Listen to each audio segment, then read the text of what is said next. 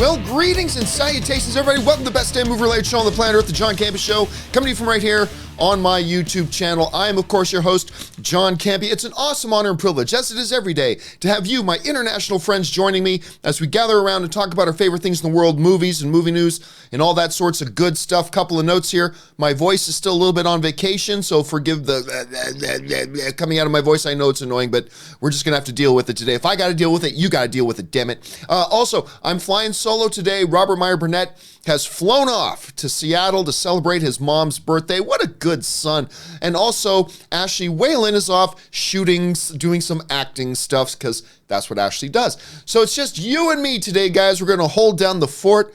We're going to cuddle up by the fire, make some eye contact, get a little bit romantic, talking about movie news and all that sorts of good. Did I just make it weird? We just made it weird. Anyway, we got a ton, guys, of stuff to talk about today. So let's not waste any time. Let's go to some things right here off the top. Number one, this came out just as we were finishing the show yesterday. Now, you guys know that Disney Plus is going to be launching near the end of this year. So we got Disney Plus coming. We know we have a Bucky and Falcon show coming. We know we've got Vision and Scarlet Witch. We know we've got Loki. Now we know another one, Hawkeye. It got announced yesterday that Hawkeye is getting his own Disney Plus series as well, which I think is pretty interesting. Now, Variety magazine also gave a little bit of details on this Hawkeye project. This is what Variety said about this.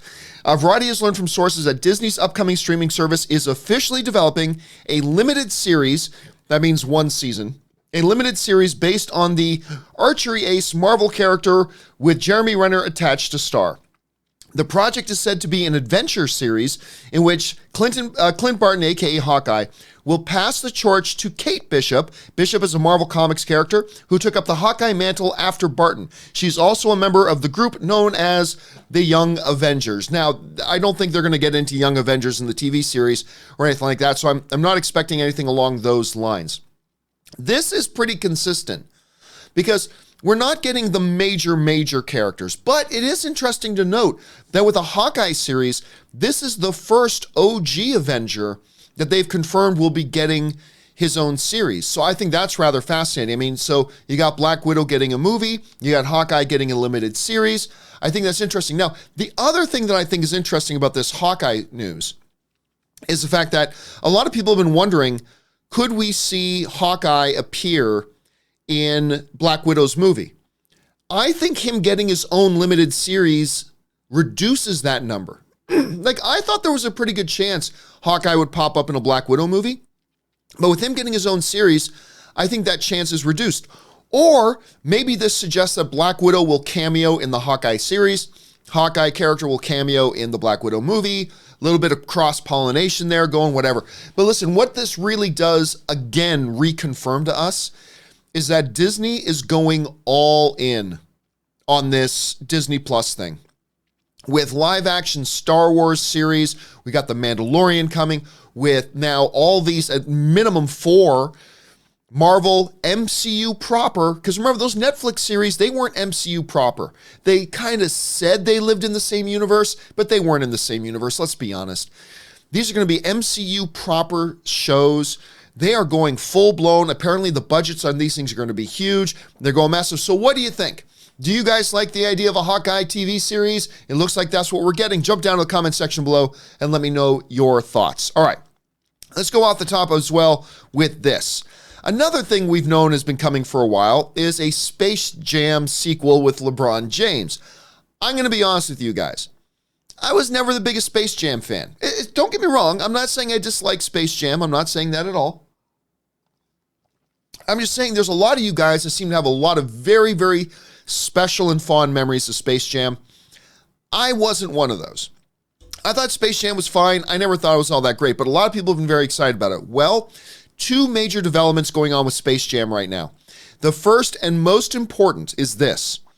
The script for Space Jam 2 is getting a rewrite by none other than Black Panther, Fruitvale Station, and Creed director Ryan Coogler.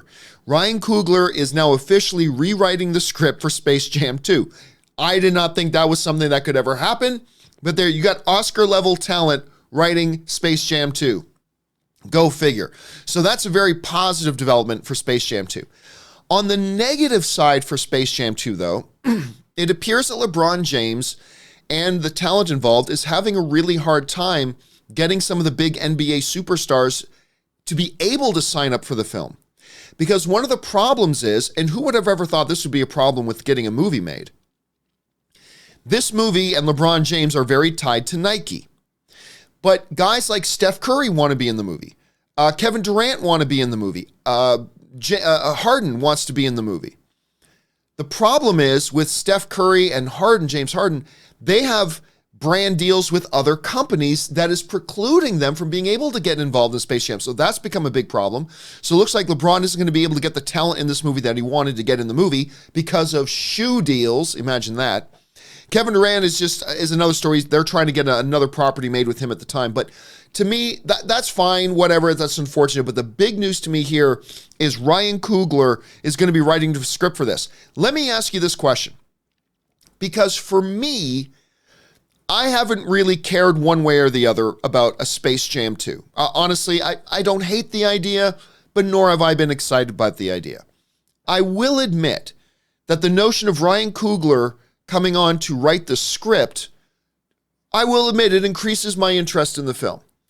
I'm at least a little bit more curious to see, well, what kind of movie can this be if you got a Ryan Coogler, writing the damn thing?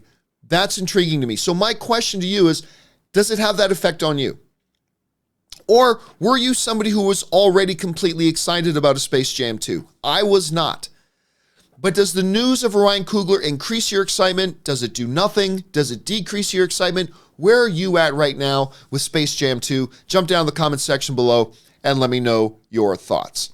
All right, let's move on to this last off the top because this just came out this morning.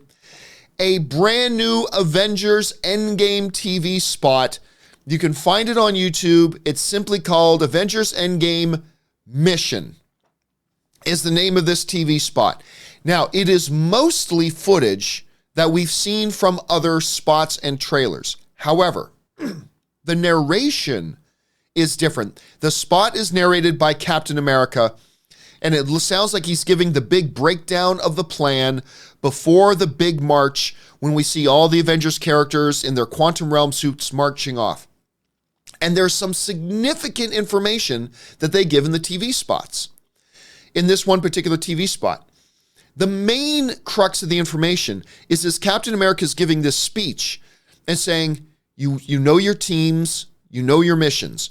Okay, so right there we know that the Avengers are going to be breaking into different teams, minimum 2, maybe 3. They're breaking into different teams, and they each have a different mission they have to accomplish. So it's a little bit of a Star Wars finale, right? Because Star Wars movies have gotten in the habit of having multiple fronts. Like the end battle has multiple fronts. There's multiple things going on. There's the conflict going on the Death Star between Luke, Vader, and the Emperor. There's a conflict going on around the Death Star with Lando leading the assault on the Death Star. And then you got the conflict going on down on the moon of Endor with Han and Leia and Chewie taking on, with the Ewoks taking on the Stormtroopers down there. Multiple front battle. It sounds like they're going to go in that direction here too, with Steve saying, you know your teams, you know your missions, watch each other's backs, no mistakes, no do-overs, all this kind of stuff. But my favorite thing about this trailer, and you knew this would be my favorite thing about this spot, because Captain America is my favorite MCU character. Not my favorite comic book character, not even in my top 20 favorite comic book characters, but he is my favorite MCU character. As Cap is giving his big speech, and then he ends the speech, the camera then cuts to Rocket Raccoon going, he's pretty good at this. And then Ant-Man is like, yeah, right? I had to pause the video. I was laughing out loud. I was laughing out loud here in my studio. I loved it. And I just rewound and watched that one little part over and over again of Rocket going, he's pretty good at this. Because he's Captain America, ladies and gentlemen. I loved this spot. I thought it was great. We are now just a couple of weeks away. Guys, have you had a chance to see this Avengers Endgame Mission TV spot? If not, you can find it on YouTube. What did you think about it? Did you like it as much as I did, particularly that ending? Jump down in the comment section below and let me know what you guys thought. All right, with that down and out of the way, let's get on now to our main topics of the day. How do we select our main topics here on the John Campea Show? Well, it's really rather simple. See, you guys select our main topics by sending me your topics and questions by going to www.thejohncampeashow.com/contact. When you get there, you'll find a form. Simply fill out that form, hit submit, and maybe you'll see your topic or question pop up here as one of the main issues on the John Campea Show as well. With that down and out of the way, let's move on to our first main topic of the day. And our first main topic today comes to us from Santiago Rusalat Vespa, who writes, "Whoa, so hi John, Hellboy has an 11% on Rotten Tomatoes. Holy butts. I actually expected this movie to fall on the 60s, but damn, that's bad for this film. Plus the 16 million opening weekend predictions are no help either. What are your thoughts? And when's that new episode for the podcast? I'm thirsty for more. Thanks." All right. Well, first of all, Santiago's talking about our new podcast, me, Robert Meyer Burnett, and Olympic gold medalist Cody Miller. We have a new podcast called Best Movie, Worst Movie. We've just put up episode, I believe, 3? Is it 3 or 4 we just put up? I can't remember. But anyway, we just put up our newest episode the other day. You can go find it, subscribe to the podcast, rate the podcast, talk about the podcast, all that kind of good stuff. So yes, Santiago, the new episode is up. Anyway, I have really been looking forward to Hellboy. I think a lot of you guys have really been looking forward to Hellboy. I'm going to go see Hellboy tonight. Me and my buddy Soul, we're going to walk over to the Burbank 16 and check it out tonight. However, the review embargo lifted yesterday. Never a good sign when a review embargo for a movie lifts the day before the movie opens. Never a good sign. But still, I was like you. I thought, this movie probably falls in the 60% somewhere. As of this recording, Hellboy is sitting on 10%. As of this moment, it's sitting on 10%. Now, I expect that number to fluctuate up and down a few percentage points, but as of right now, it's sitting at 10%. Here's some of the things that the critics are saying. We're getting things like New York Times is saying, "The end is coming. Hellboy's dying friend says near the beginning," and I was already thinking, oh yes, please. Woo. The San Francisco Chronicle writes, "At 2 hours, Hellboy feels closer to 3, and yet there still seems to be something missing."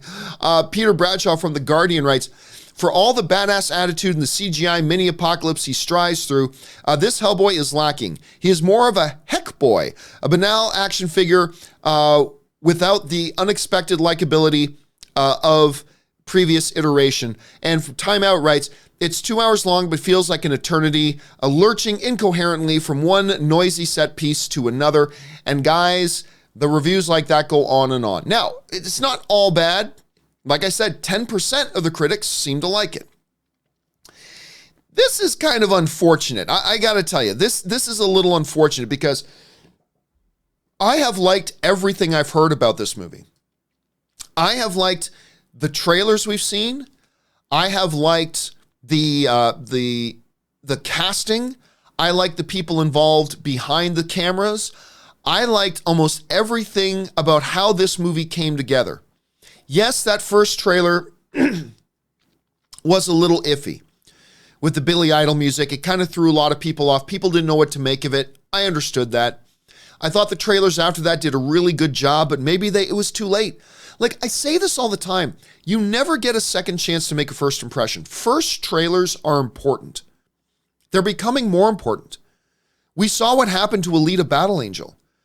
Alita's a good movie, but it did not make the money, near the money it deserved to make because that first trailer came out and everybody hated it.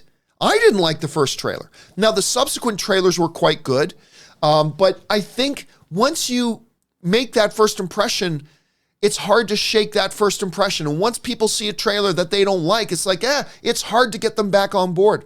I can't help but wonder if that had a little something to do with Hellboy right now. But at any rate, to hear these reviews, and again, I haven't seen it yet myself. I'm going in about 10 hours. 10 hours, I will be sitting in a theater watching the new Hellboy film. And I will certainly give you guys my thoughts. But I'll tell you right now, I'm very disappointed. I'm extremely disappointed and very sad to see these numbers on this right now because I was hoping for better. I was expecting better. Who knows? Maybe I'll see the movie and go, hey, y'all are crazy. This movie's fantastic. Maybe I will, maybe I won't. I don't know. But for right now, things don't look so good for Hellboy. What do you guys think? Have you guys been looking forward to Hellboy, or was it never something that interested you in the first place? Were you on board till you saw the first trailer? Did you maybe like the first trailer? Jump down in the comment section below. Let me know what you think. All right, let's move on now to the next main topic today. And the next main topic today comes to us from Ben Landers, who writes, this anticipated Star Wars trailer coming this week had better be fire, or it's going to wilt with all the hype for Avengers Endgame and Lion King. Do you think a poor or even for a first trailer will be bad for Lucasfilm, seeing as there is already a bit of heavy weight on the franchise at the moment? Cheers, dude. Rest that voice before you damage it personally. Yeah, I'll try to get around to that at some point here soon. So, for those of you who's not quite sure what Ben's talking about, Star Wars Celebration is kicking off. Star Wars Celebration is going on in Chicago. We know two things. Number one, we're going to be getting the first trailer for Star Wars Episode 9 this week at Star Wars Celebration. It's what they did at Star Wars Celebration Orlando when The Last Jedi was coming, and we know we're going to get the title. So we're going to get the title, we're going to get the trailer. How important is it for this Star Wars trailer to knock it out of the park? How important is it? Look, it's important for every movie that every trailer be good. It's important. There are different levels of importance, though, and there's different degrees of importance. And I want to say this, without any hint or of sarcasm or hyperbole, I say this and I believe this with my whole heart. This upcoming Star Wars Episode 9 trailer doesn't need to be the biggest Star Wars trailer there's ever been. It doesn't need to show the most. There's a lot of things it doesn't have to do, but it has to do this. It has to make an impact. It has to be great. It doesn't have to be 3 minutes long. It doesn't have to be 30 seconds long. It doesn't have to show this. It doesn't have to show that. But what has to happen is this trailer must be great. It must. It has no other option. It has to be great. I would go so far as to say this, guys, and I mean this with my whole heart. I believe this first trailer for Star Wars Episode 9 is, in fact, the most important trailer maybe in the franchise history. Maybe in the franchise history. And here's why. We just talked about how Alita Battle Angel, which is not Star Wars, but Alita Battle Angel, I believe, got hurt by a weak first trailer, and we saw the effects of that. Because that's a good movie, man. That movie deserved better than it got at the box office. More people should have gone out to see that. I think it's a fun movie. But at any rate, it turned a lot of people off with its first trailer. People lost interest, and there was a lot of people they couldn't get back. We know this. Star Wars is coming off a very divisive film in The Last Jedi. Now, I know a lot of you guys like it. You know I like The Last Jedi. I know it got a really good, cinema score. It was the #1 box office movie domestically and worldwide in 2017. No movie was bigger, blah, blah, blah, blah. Yeah. All that's true. But what is also true is that it was quite divisive. There were a lot of people who didn't like The Last Jedi. A number of people who straight up hated The Last Jedi. And yes, there was a percentage of those people who disliked it for their own backward-thinking, cousin-humping, basement-dwelling reasons. But a lot of those people who didn't like it, the vast majority of the people who didn't like it, just didn't like it because that movie didn't work for them. Straight up, as movie fans, the movie did not work for them. And we're in a period of time right now in the Star Wars universe where the fandom has never been this fractured. Now you could say, John, what about the prequels? There wasn't a lot of fracturing. There was pretty much universal acceptance at the time that people didn't like the prequels. That was one thing. But then you also got tons of years. Now you can say, but John, wouldn't pardon me, wouldn't the Force Awakens have been the most important trailer? Because Star Wars was coming back. Not really. Everybody was excited about the Force Awakens coming. Everybody was excited about The Force Awakens. Star Wars coming back. We all knew Harrison Ford was going to be in there again. Everybody was excited about The Force Awakens coming back. Was it still important to have a good first trailer? Absolutely it was, but it wasn't crucial. You know, that first Force Awakens trailer could have been iffy, and it would have been totally fine. This situation we're in right now is kind of unlike any situation we've been in Star Wars history for fandom. We've had a very, very divisive Star Wars movie in The Last Jedi. Then we got a Star Wars movie that nobody wanted and nobody asked for in a solo movie that barely, did it get to 400 million? If it did, it barely got to $400 million. This is a movie that has a lot of conversation. Episode 9 is a movie that has a lot of conversation going on around it, a lot of debate, a lot of discussion, still a little bit of controversy, all that kind of stuff. We've got J.J. Abrams coming back into the helm. That's a positive step, I think. You know, everybody sounds very enthusiastic. That's a positive step. Everybody thinks The Mandalorian looks good. We've got some positive momentum going, all that kind of stuff. But I am telling you right now, I wholeheartedly believe this trailer has to knock our socks off. Let me rephrase. It doesn't have to be the best trailer ever made, but it has to be good. It has to be good. It doesn't have to be the greatest Star Wars trailer of all time. It doesn't have to be the best trailer of the year. It doesn't have to be that. But there is no doubt in my mind that as far as the important scale of a good trailer, there's going to be no other movie this year in any franchise, and I do not believe in any movie in the Star Wars franchise history has it ever been more important that a trailer be good. Because there are a large contingent of people out there who are just looking for an excuse to bag on Star Wars. You know this. Then you got a large contingent of people who are kind of on the fence right now. It's like, hey, I've been a Star Wars fan my whole life, but I didn't love The Last Jedi. You got to get those people tipped onto the positive side of the fence. There's a large contingent of people out there who do like The Last Jedi, but even those people are kind of watching with a very close eye what's going on with Episode 9. Now, do not get me wrong. I am not sitting here saying Star Wars is in trouble. Don't get me wrong. I'm not saying that. Financially, Star Wars Episode 9 is going to be a success no matter what happens. No matter what. But how successful will it be? Not only financially, but how successful will it be in winning back over the fan base, in rejoining the fan base, and reunifying the fan base? Now, the trailer won't do all of that, but this first trailer will either put Star Wars Episode 9 with a big step forward towards that goal, or a big step backwards in their overall mission of achieving that goal. Because if you lose the audience this early, it's going to be if this first trailer isn't good, pardon me, guys. If this first trailer isn't good, then the next few months leading up to December in Star Wars Episode 9, I told you I had throat problems. These next few months going into Star Wars Episode 9 are going to be a nightmare online.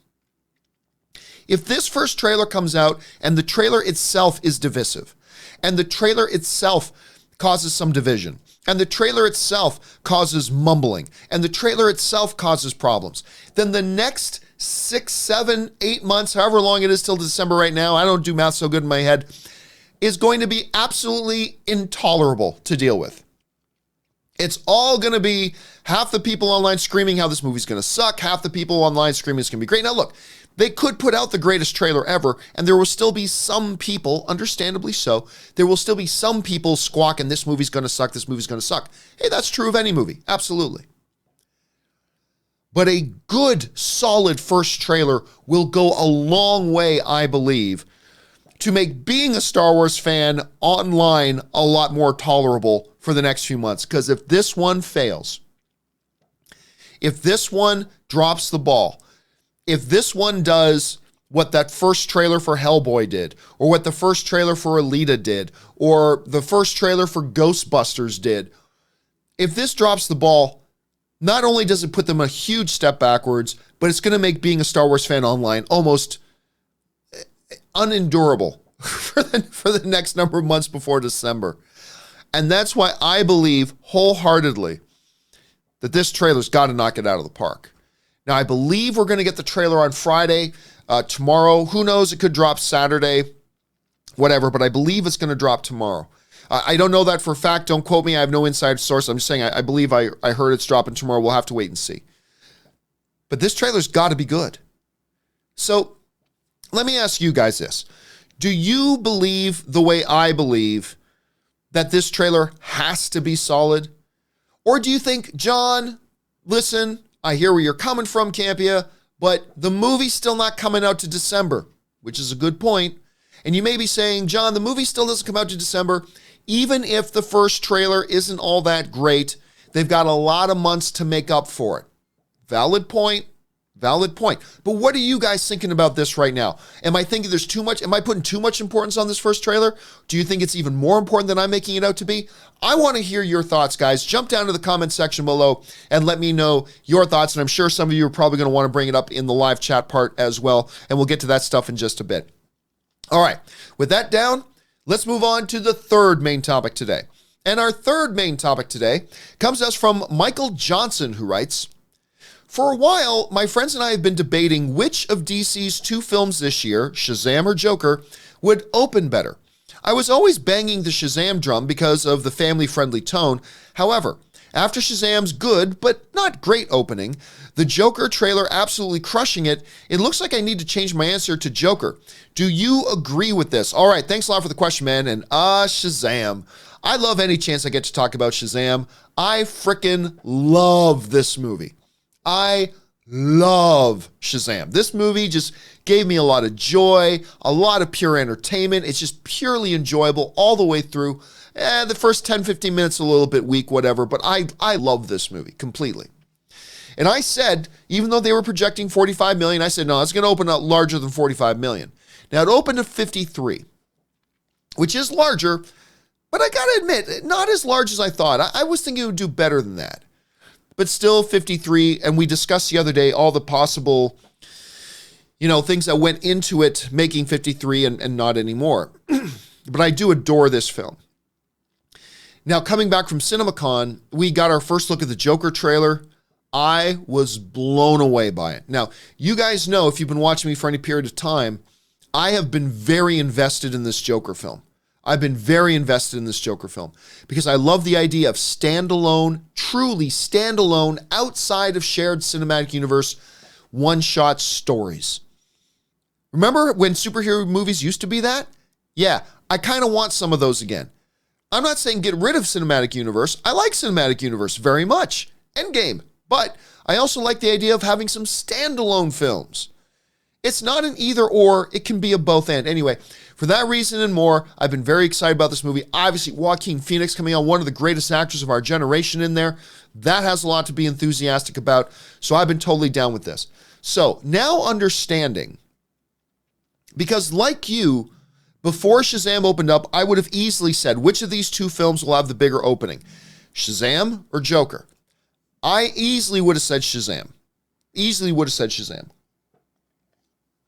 However, now that Shazam has opened to 53 million, which is a good number, not great, but good, and Joker just dropped its trailer and is pretty much universally really beloved. I love this trailer. Do I still think Shazam's going to have the bigger opening? As a matter of fact, yes, I do. I do. I don't think Joker will have an above $50 million opening. It could. I'm not sitting here telling you there's no way Joker gets more than 50 million opening. I'm not saying that. But if I had to just guess, and, we'll reevaluate as we get closer to October and we're getting closer to the release of Joker. If I had to guess right now, my guess would be that Joker, being much more adult-themed, being outside of a cinematic universe, being outside of all that kind of stuff, and by the way, it's a much lower budget film. This movie here is not a movie that needs to open to $75 million. This movie right here doesn't need to open all that big. I think it's going to open well for what it is, but I don't think it's going to open to over 50. That's just my gut right now, but I don't feel super confident about that. So right now, I'm going to say that Shazam still has the bigger opening over Joker for now, and for those reasons. What do you guys think? Jump down in the comment section below and let me know which you think is going to open bigger than the other. All right, with that down, let's move on now to the next topic today. And our next topic today comes to us from, who does it come from? It comes to us from Taiwan Moore, who writes, there was one more event happening the weekend of April 26th, and that's the NFL Draft. It literally starts around the same time as the first showings of Endgame and lasts all weekend long. So, my question is, will the NFL Draft affect Endgame's opening weekend success? All right, thanks a lot for the question, man. And listen, before you all start thinking that what Taiwan is asking is ridiculous, take a breath and think again. It's actually not that ridiculous of a question. Now, look, you all know that I'm a big sports fan, right? But not in NHL, not in NBA, not in NFL, not in anything. I don't follow drafts. A lot of my friends who are big sports fans are obsessed with drafts. I'm not.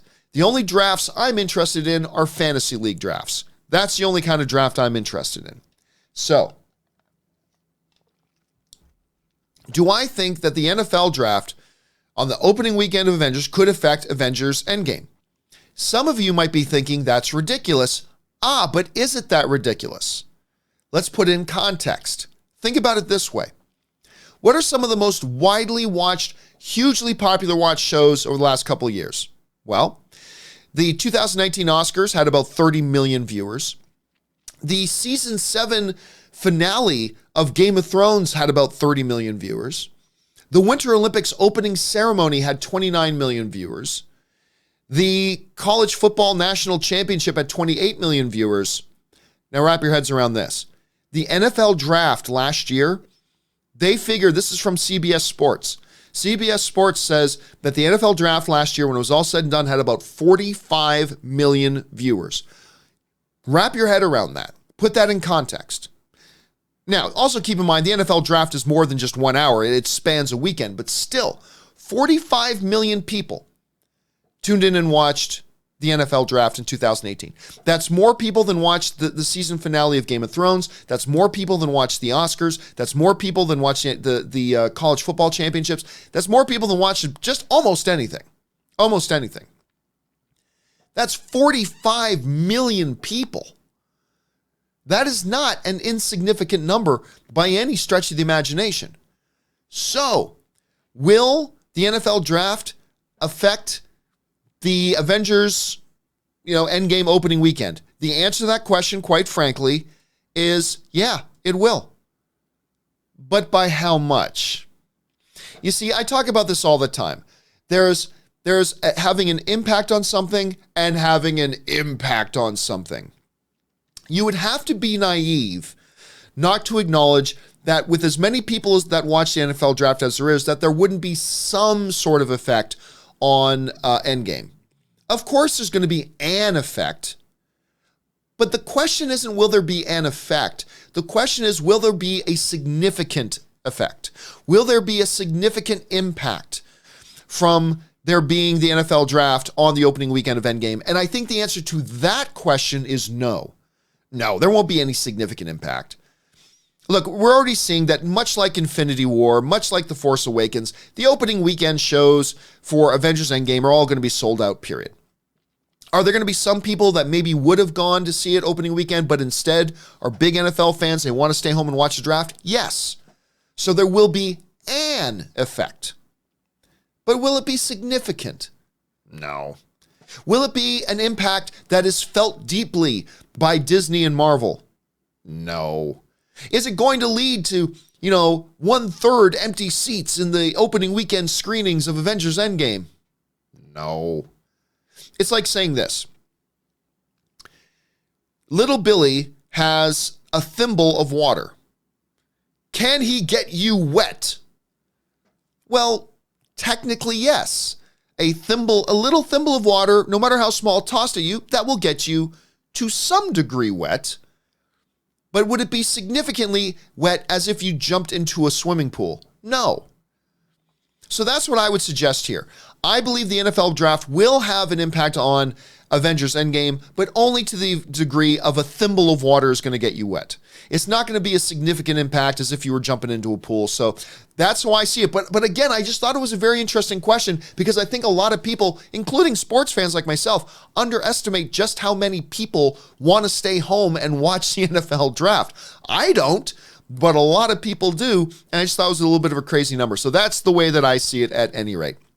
Okay, with that down and out of the way, let's move on now to our final main topic of the day before we go on to our live questions. And our final main topic today comes to us from Samuel Pole, who writes, "Hey crew, John said it yesterday, but because Disney's slate alone will make 2019 the biggest box office in history, I think it's highly likely that Disney also grabs all 5 of the top worldwide grosses.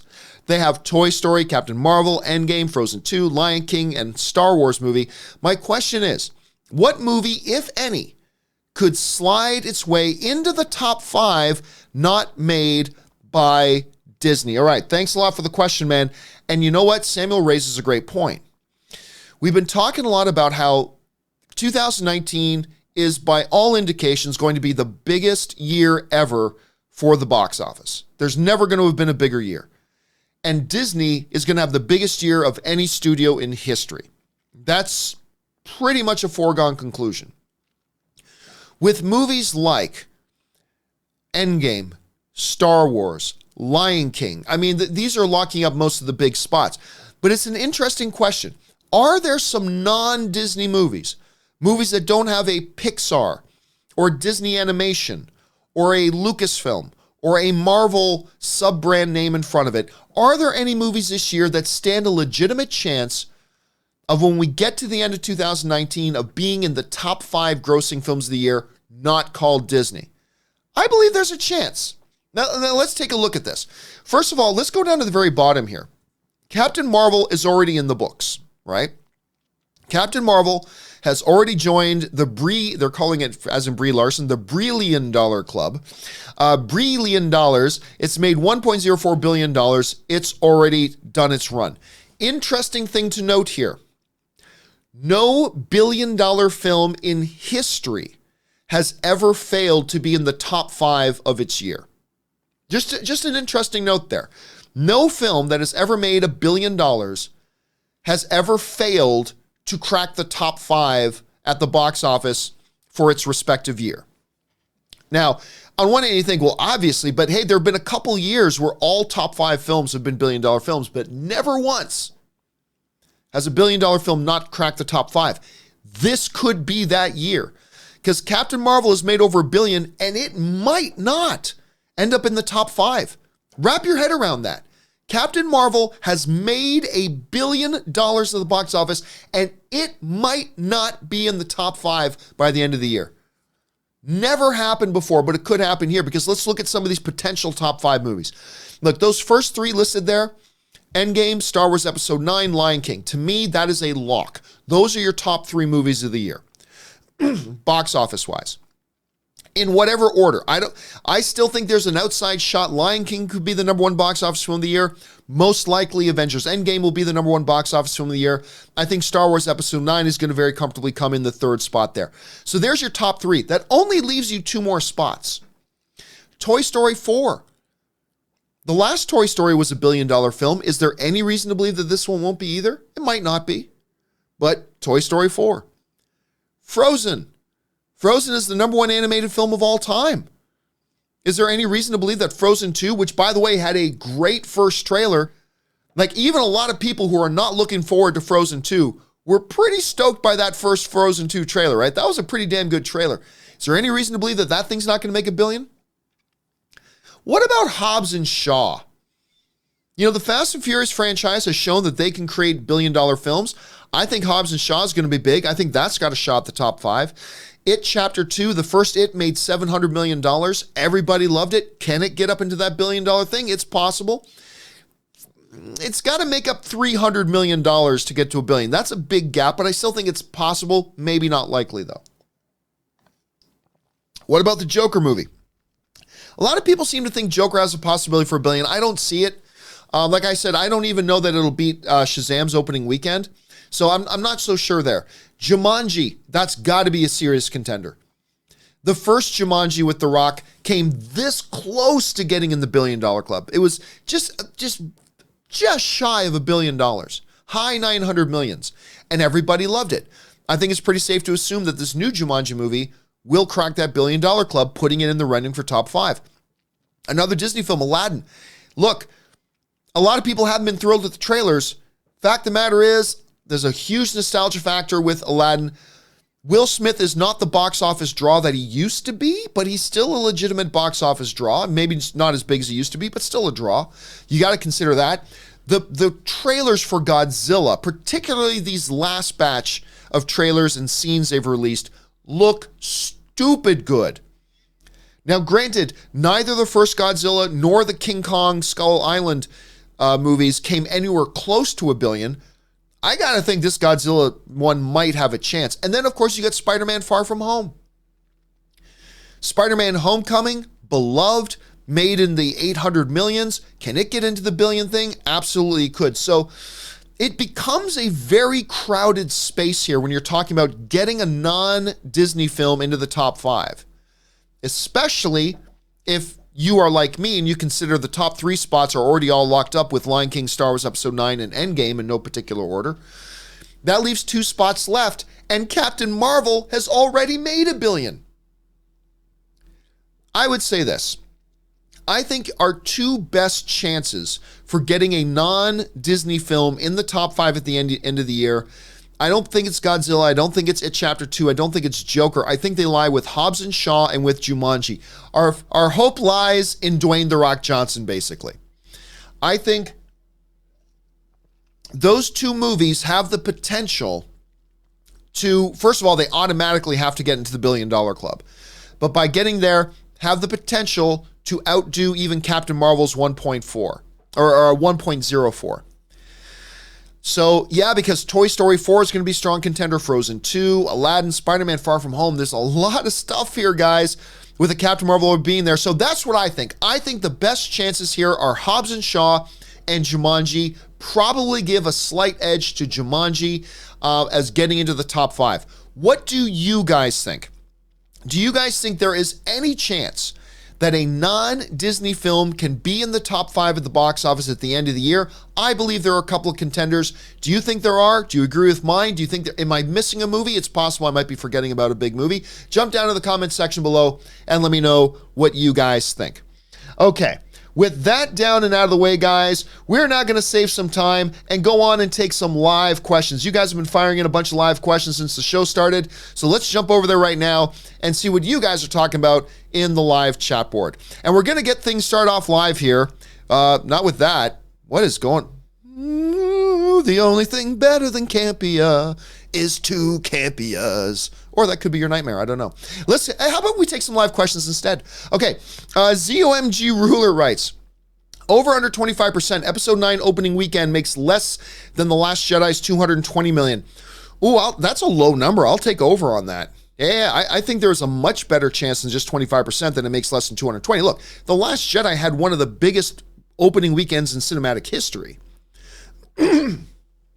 And you know, and it was kind of divisive. So I would say, yeah, much higher chance than just 25 that it opens at less than 220.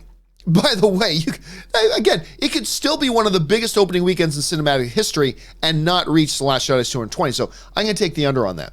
Anthony R writes, 9 is my favorite number and my lucky number. How appropriate is it that in 2019, I'm getting Endgame, John Wick 3, and Star Wars Episode 9. Also, got out of retail after 13 years, landed a nice office job. Well, good for you, man. That's awesome. You know, I have huge respect for people who work in retail. Because I try to always be courteous to people in retail, but I am telling you what, dude, I have been in stores and I see the way us jackholes treat people who work in retail. The amount of crap people who work in retail have to take with a smile, because you give me crap, it's not going to go well for you. But I don't have that kind of patience, right? People in retail, they got to take all this crap from stupid people, and they got to sit there and just smile and say, yes, sir. I'm sorry you had that bad experience, sir. Tell me what I can do to help your experience, sir. Maybe I can show you something else, ma'am. I have all the respect in the world for people who can do that crap. But dude, I have never worked in retail myself because I would never have the patience. All of you who work in retail are better human beings than me, because I would never be able to take it. And the amount of testicular fortitude that you guys show, hats off and salutes to you guys. That's crazy. So Anthony, congrats on getting out of that and getting yourself into an office job. That's great. And here's hoping that 2019 continues to be a great year for you, sir. All right. Zach Bartran writes, was watching the sitcom Single Parents on ABC last night, and one of the characters said he only liked the odd-numbered Fast and Furious films, and then proudly declared, #Justice for Han. Yeah, it's been getting around. It's been getting around. Justice for Han has definitely been getting around. I'll be honest with you, Zach, I've never even heard of that show, Single Parents, never even heard of it. But I got a number of people sending me messages on Instagram telling me, John, they said Justice for Han on this show, which I thought, and then Rob, I believe, sent a message to me about that too. I thought that was pretty fun to hear about. But again, I've never even heard of the show, but thanks for the heads up on that, Zach. All right, Terrell Wise writes, will episode 9 make more than episode 8? I don't know. It all depends on a lot of different things. See, I don't think it'll have as big of an opening weekend as episode 8 did, but it could exceed it. Now, keep in mind, guys, some people like to spin this fairy tale that Star Wars episode 8 was some kind of financial failure. It was the #1 movie worldwide and domestically of the year. It was the #1 film of the year. Made over $1.3 billion. It was huge. The movie was huge. I think 9 can make more in the long run, but it all depends on the quality of the movie. Is this another movie that divides the audience, or is this the movie that J.J. Abrams can come out, can he recapture the magic they had with The Force Awakens, come out, reunify? You're not going to reunify everybody. No movie's going to do that, but can you reunify a big chunk of the fan base, get a big chunk of the fan base on board and behind it? If they can do that, it will make more long term. So we're going to have to wait and see. The quality of the movie is going to determine that, so we can't predict that right now. Let's see. Big Mac 076 writes, if Avengers Endgame, the movie itself, spans over years, then how can Far From Home take place afterwards and Peter is still in high school with all the same classmates? Well, I mean, there's several different ways they could do that. Number one, when Peter is in a certain grade when he gets dusted. When he comes back, he's got to stay in that grade. He's got to start where he left off, right? So there settles that. For all we know, all of his classmates were dusted too. We don't know. Could there be reality getting reset? Look, on the bottom line here, Big Mac, is that there are 1,000 explanations for that. There's 1,000 possibilities for, I just named 3 or 4 off the top of my head. I'm not even thinking about it. So there's a lot of different ways that could be explained, and we'll just see how they actually do it. Just a couple more weeks to go, dude. Just a couple more weeks to go.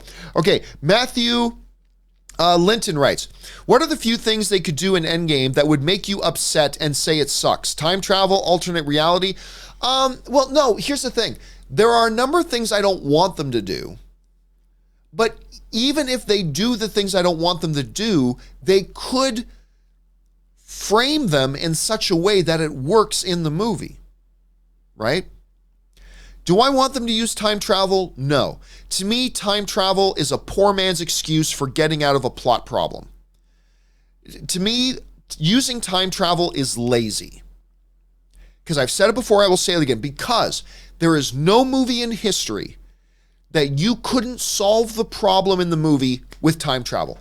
Time travel can solve any problem in any movie ever. It is a lazy plot device. Does that mean that any movie that uses time travel is bad? No. Look at Star Trek, The Undiscovered Country. Or sorry, The Journey Home, I mean. Voyage Home. Star Trek The Voyage Home. Uses time travel. Maybe the best use of time travel ever in any movie. Look at Back to the Future. That works. But for every one of those, there's 5 or 6 that suck. And again, to me, it is the ultimate lazy man's device because time travel solves any problem in any TV show or any movie ever. There's no movie ever made where time travel can't solve the problem. So it's lazy to me. But that doesn't mean if they use time travel in Endgame, that automatically means the movie's bad or that I'll hate it. They could construct it and frame it in such a way that it works great. So there's really nothing I can say, Matthew, on the outside saying automatically, if they do this, the movie will suck. Because even if I list the 5 or 6 things I least want to see in this movie, they could use all of them, but do them in such a way that it really works for the story. And if that's ultimately the only thing that matters. The only thing that matters is the execution. So I'm going to have to see it and then make up my mind. But yeah, I don't want to see time travel. But it looks like they're going to use time travel maybe. So it's all going to be about how well did they execute it. Let's see how they pull it off. Jinyu Hitchi writes, did Rob ever update you on what you missed in Las Vegas? Actually, no. We've only had a few chances to get together and chat, and we've always had other things to chat about, so I've never really talked to him much about. The only thing I missed in Vegas was the Paramount presentation. That's the only thing I missed. And I heard I missed a hell of a presentation. But no, I haven't been able to update with Rob on that since then. Luke Blackwell writes, I'm seeing Hellboy today, John. Can't wait. I am also seeing Hellboy today. Like I said, now in 9 hours. 9 hours I'll be going to watch Hellboy with my buddy Soul. My enthusiasm's taking a bit of a hit, seeing how bad the reviews are right now, but who knows? We'll see it for ourselves, and let's see what we think, Luke, once we got a chance to see it. Anthony R. writes, Star Wars Episode 9, The Mandalorian, Jedi Fallen Order. The hype is real this weekend, but Sam Jackson said, hold on to your butts. Oh, I didn't, or like Sam Jackson said, hold on to your butts. Dude, I need a good I need a good single-player Star Wars game. I need a great single-player Star Wars game. I'm hearing like the hype around Fallen Order sounds great. Mandalorian obviously looks amazing. And we're going to get our first taste of Star Wars Episode 9 this week. This week, we get our first taste of Star Wars Episode 9. Will it deliver? I don't know. Obviously, the trailer could be great and the movie might suck. The trailer could be awful and the movie could be great. We don't know, but at least we're getting our first taste of this Star Wars Episode 9 trailer this week. Woo, dude, I'm anxious. That's the best word. I'm anxious. It's a combination of excitement and dread. Anxious. Like, the trailer's going to drop. I'm going to be like, do I click play? Oh, can I watch? Oh, please be good. Please be good. Like, it's anxious. Not optimistic, not pessimistic. Anxious. I'm very anxious about it. I hope it's great, man. Fanjecture writes, a real tight one this weekend with Shazam coming in as the favorite over Hellboy at 10 million. Can Hellboy overcome bad reviews to cover the spread? Well, see, here's the interesting thing. If we go over to, so Shazam this past weekend, okay? This past weekend, Shazam made, where did it go? Okay, Shazam made 53 million. Good positive word of mouth. If it takes a 50% drop, it'll still come in at about 26 million bucks, right? Right now, the projections for Hellboy are 16 million. 16 million. So that puts it right at the spread. And I think these negative reviews are going to hurt. So I believe Shazam takes. I think Shazam covers the spread. I think Shazam comes out on top. I think it beats Hellboy by more than 10 million. I probably would have taken Hellboy with the points had it not been for the really bad reviews, but I think the really bad reviews aren't going to help its opening weekend estimates of 16 million. So I think Shazam's going to come in around 26, 25. I think Hellboy's going to come in maybe around 14. So I'm going to take Shazam with the points. We'll see. We'll see. All right. Amir B writes, who's your favorite South Park character besides the 4 boys? I think a sub-character, there's a couple. There's The Question or Fast Pass. Fast Pass. Fast Pass, who's, I'm forgetting the name of the kid right now, the kid who uses the crutches, right? His superhero persona in South Park is Fast Pass. First of all, the name is hilarious. The superpowers going with the character I think is great. I love that character. I think he's hilarious. I think he's great. Yeah, so I'm going to go Fast Pass on that one. All right. Butters is also fabulous. Okay, let's see. Zach Bartran writes, controversial Star Wars opinion. I think Empire and The Last Jedi are the only good ones. Really? The Force Awakens is decent. Same with Revenge of the Sith. But that's it for nostalgia reasons. Then actually being good and everything else kind of sucks. Well, hey man, that's why all movies are subjective, dude. They all hit us in different ways. Like to me, the best Star Wars movie, hands down, is the Return of the Jedi. Which, for reasons I've explained 1,000 times. The original Star Wars is one of the greatest, probably the most influential movie ever made. Then Empire Strikes Back is the one that most people really love. I love The Force Awakens. But yeah, not everything is for everybody, dude. And nobody should expect that everybody loves every Star Wars movie. There are Star Wars movies I don't like. So, not all that controversial, Zach. I mean, film is film. It's all subjective. It hits you in a certain way, in a different way than it hits me. There's nothing wrong with that. It's the best thing about being film fans, dude. All right. See, Roman Bryant writes, would you rather have Alan Rickman's voice or Jeremy Irons' voice? I need context for that, Roman. In what? Would I rather have Alan Rickman's voice or Jeremy Irons' voice as Felipe the Sentient Dancing Microphone? Would I rather have Alan Rickman's voice or Jeremy Irons' voice as Scar? Would I rather, the answer will differ depending on the context. So without any context, I can't give an answer. Like, would I rather Alan Rickman or Jeremy Irons' voice as it pertains to what? Without context, I can't really get. All I can say is that both of them have legendary voices, like absolutely legendary voices. Justin Luchak writes, I don't get concessions and Costco sells 2 packs of Cinemark tickets for $17 that covers up to $24, which is a better deal than Movie Club. It all depends, because with Movie Club, you can get, if you're a Movie Club member, you get 1 ticket, but then you can buy an additional ticket, and you can continue to buy additional tickets at a discounted price. So it all depends on how many movies you go to. Plus you get concession. Now, if you don't get concessions, okay, you're an alien to me. I can't go to a movie theater, dude, without popcorn and soda. I gotta have my popcorn and soda. So you're totally alien to me, Justin. But yeah, look, with Cinemark gives you several ways you can have good deals for movies. I really like what Cinemark did. It's not as good as A-List, but they're not as big as AMC, so they can only do so much. I think Cinemark's Movie Club is a really nice little deal. It saves you money if you're a film fan, and the more movies you go to, the more you save. So I like what they did. I think they have a pretty good deal there. But it changes a little bit, depending on how many movies you go to, depending on if you're like me, Justin, you definitely get concessions, or if you're like you and you definitely don't. There's a lot of different variables, but the point here, though, Justin, is I think you're making that I'm making, is that there are multiple ways with Cinemark and other theater chains to get good deals. There are multiple ways to get good deals. Ben Hayusa writes, finally got our tickets to Endgame on the 28th of April. Going to be early morning, too, so watch a 3-hour movie, Bladder. Do you trust me? Me, I do. Good luck, dude. I'll tell you what I told other people. Don't pee when you get to the theater. Wait until the last trailer starts, run to the bathroom, relieve yourself just before the movie starts. To the very last second that you can, and do not get anything at the concession stand. Then you should be able to make it all the way through, Ben. Good luck. And dude, stay spoiler free. Stay spoiler free, because you're seeing it a few days after a bunch of other people, so make sure you do what you need to do, Ben, to stay spoiler free. Roman Bryant writes, I feel not enough people talk about Jack's Joker. I don't know. I think Jack's Joker comes up, first of all, let's acknowledge Jack's Joker was decades ago, so that was a long time ago. But I feel like whenever a good conversation about Joker and the various Jokers come up, I feel like, especially on this show, I think Jack's Joker comes up quite a bit. Jack's Joker was brilliant.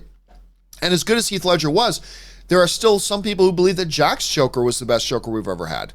I lean towards Heath Ledger's Joker, but there's a good argument to be made for Jack's. But I like I like Cesar Romero's Joker. I like Jack's Joker. I like, obviously, Heath's Joker. I like Jared Leto's Joker. And I know I'm going to like Joaquin Phoenix's Joker. But, yeah, I feel like Jack's Joker gets some love. I feel like Jack's Joker gets some love, dude. But you're right. He deserves that love, man. All right, Kyle Starr writes, Thanos will destroy Captain Marvel to set a tone like an Infinity War. I think there's a good possibility of that. Because in that scene we get, Captain Marvel, it seems like she's spent the last couple of decades pretty much being unchallenged. She's infused with the power of an Infinity Stone, for heaven's sakes. So she has pretty much gone unchallenged for a long time. And so she thinks she's just going to walk in and punch Thanos in the face and that's going to be it. I think she's going to get a little bit of humbling. I think that would be great for the character. I think that would be great for the story. I think she's about to get a little bit of a whooping. Now, I still think overall the Avengers will win the day when they fight Thanos, even in the first act, but we'll see. I have no idea. But I think even in the process of that win, I think Captain Marvel's going to take a little bit of an ass whooping, which I think would be tremendous story material for her. I think it would be great development, character development material for her.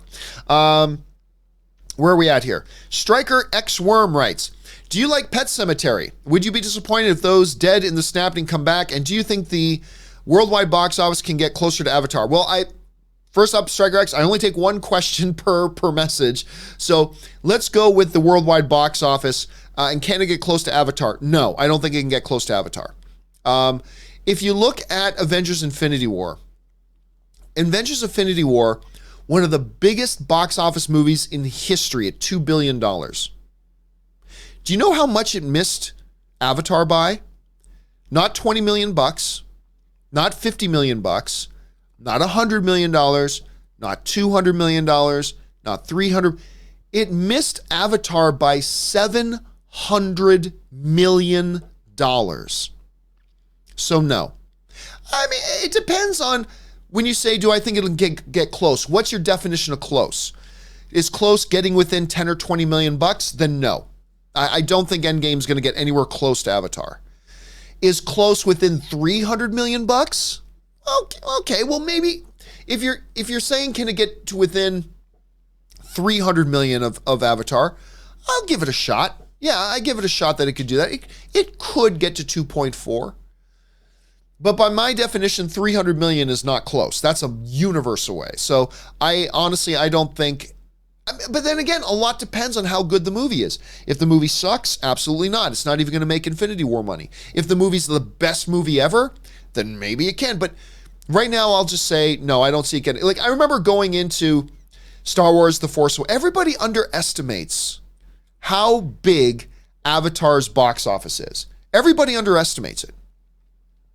Because I remember we were going to Star Wars The Force Awakens, and I was doing a Star Wars show at the time with a bunch of other Star Wars fans, and going into The Force Awakens, everybody insisting, oh, come on, everybody knows Star Wars The Force Awakens is going to catch Avatar. It's going to be, and I'm like, guys, it's a fairy tale. It ain't going to happen. That number right now is just unreachable.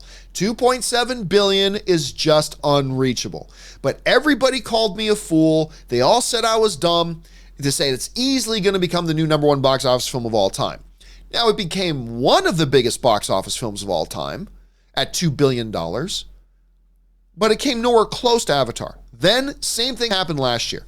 Everybody insisted to me, it's going to beat Avatar. Avengers Infinity War, John, you just don't understand. This is like 10 years in the making and the culmination of the MCU up till now, and it's going to beat Avatar. I said, dudes, it's going to be huge. It is not going to catch Avatar. And everybody called me an idiot. I said, you just don't understand, John. Infinity War is going to easily beat Avatar. It's going to be the $3 billion film. It didn't even catch Star Wars The Force Awakens. It became one of the biggest box office hits of all time at $2 billion, but still fell $700 million short of Avatar. And the same thing's happening again this year now. Now, everybody's telling me, John, you don't get it. This movie's going to catch Avatar, blah, blah. And I'm like, guys, you are underestimating just how big $2.7 billion is. Because you've got to imagine that Endgame makes as much money as Infinity War and then make another 700 million on top of that? I just don't see it happening. It'll be awesome if it does. And who knows, maybe once I see the movie, maybe I'll change my tune. If I see the movie and I think it's like one of the greatest things I've ever seen, and I think everybody's going to go back and watch this 10 times, maybe I changed my tune. But right now, I just don't see it getting close. I don't see it getting close. It'll be huge. I think it can pass the Infinity War. I think it can pass Star Wars: The Force Awakens. Hell, I even think it's got a chance of catching Titanic for the number 2 spot all time. But Avatar at 2.7 billion? I think people underestimate just how big that number is, dude. All right. Marl Jehovah writes, okay, nobody move. Second character. Nonsense. By all means move. One of my favorite movie quotes. On a side note, keep up the great work. That one's not even ringing a bell for me. And it's probably a movie I've seen 1,000 times, but it's not even ringing a bell for me. But thank you for the compliment nonetheless, dude. All right. The Bearded One writes, have any of you ever watched Cinema Wins videos? I'll be honest with you, Bearded, I've never heard of it. YTA2513 writes, double feature tonight with Hellboy and Missing Link. Well, I'm going to do the one. I got to admit, Missing Link has not intrigued me. Despite the fact that I like almost every movie that's come out of this studio, nothing about Missing Link appeals to me. I don't know, maybe I'll hear it's magnificent and I'll give it a shot. But I am also going to go see Hellboy tonight, and now I'm a little bit nervous because of those ratings. But hey, here's hoping we have a good time, YTA. Here's hoping we have a good time. All right, 1 in a Million writes, with the mixed fan reception of The Last Jedi, do you think Lucasfilm is going to make sure to go all out at Celebration to win fans back over? Not just with Episode 9's trailer, but with the video game and TV show too? Well, here's the thing, 1 in a million, I should say. Here's the thing about this. Every studio tries their hardest every time to get people won over. They always do. Because the more they win people over, the more money they make. Greed makes them go, quote unquote, all out. Of course they're going to go all out. But they would have gone all out regardless. It's like, I have these conversations sometimes with friends of mine who'll go, oh, well, you know this movie's going to be good because the director's really motivated to want it to be good. And I'll be like, every director wants their movie they're making to win an Oscar. Every director will do everything in their power to make the movie as good as they can possibly do it. Sometimes they succeed and sometimes they fail, but they try. They try. Everybody in the movie business, other than Bruce Willis, will try their hardest and try their damnedest. And so, do I think they're going to go all out? Absolutely. But I think they go all out every time. I think they will do everything that they think will be effective in marketing their movie and winning over as many fans as possible. I think they will always do that. I think this is certainly no exception. And yeah, I think they probably, like we talked about a little bit earlier, Lemillion, I think that they know there is a particular importance on this one. To me, this is the most important trailer Star Wars has ever put out in their franchise history. It doesn't have to be the best one they put out, but it is more important that this one be solid than any other trailer they've ever done. Because there's additional meaning. But again, there's only, you can say 110% all you want. The fact of the matter is, the mathematical limit is 100%. I believe they're going to give 100%. But I believe they would have given 100% anyway. So do I think they're going to go all out? Absolutely, I do. I think we do. I think we're going to see some cool things coming out of Star Wars Celebration. All right. Casinema Reviews writes, doesn't matter, John. The Last Jedi haters will still whine. Oh, sure. Yeah, absolutely. Of course they will. No doubt. That's film fandom. But a good, solid first trailer will help it a lot. You see, the difference between a really good, solid first trailer and a bad first trailer is that you can get this many hanger-ons of Last Jedi haters versus this many hangers-on Last Jedi haters complaining about it. I mean, so there will be a difference. So does it matter? Absolutely it matters. Will there still be some people still complaining? Yeah, that's movie fandom, dude. That's movie fandom. But it will have an impact as to how great that presence is. Take Aladdin, for example.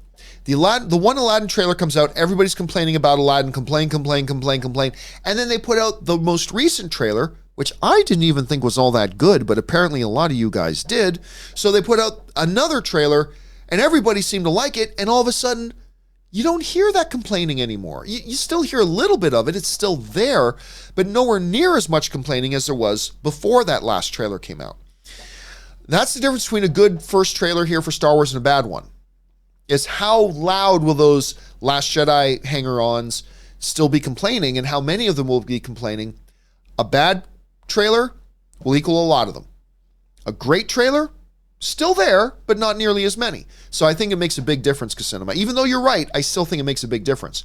Jinyu Hichi writes, John, do you think you'll do a series recap for Arrow when it ends? Nah. I love the episode recaps you used to do for Arrowverse Collider. Well, I actually did it long before I ever went there.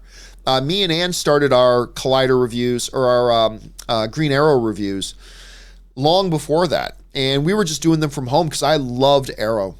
I without hesitation say I was the world's biggest Arrow evangelist.